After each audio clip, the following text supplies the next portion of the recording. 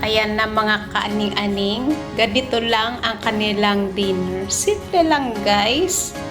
O, diba? Yan. Yan yung kanilang sabaw. Kasi yung amo ko, hindi na kumakain ng kanin yan sa gabi. So, yung alaga ko lang guys. Ayan. Pero kung minsan, yung sabaw na niluluto ko, lalo na yung may mga lotus roots, lotus seeds, mga ganon, ayun ang kinakain niya. At yun na rin ang pinaka-rice niya. So, this time, yan lang. Yan. Ayan lang. Hindi naman sila masyadong kunti lang naman ang kinakain nila. Ako lang naman yung marami ang kinakain, guys.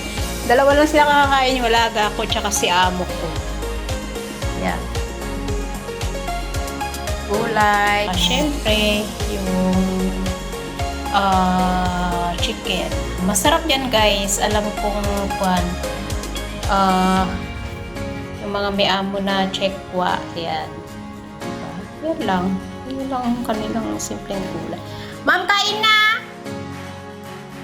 Kaya tayo tumawag. Tawagin na natin sila. Kain na! Kain na! Ay, mamaya ubusin ni Vivian yan. Now, the ginger, ha? I didn't... so that she will recognize the ginger. Alam mo naman si Vivian is kwan. Guys, o diba? Kanya niya, kabait yung amo ko, guys. Vivian's favorite cordyceps. Yeah.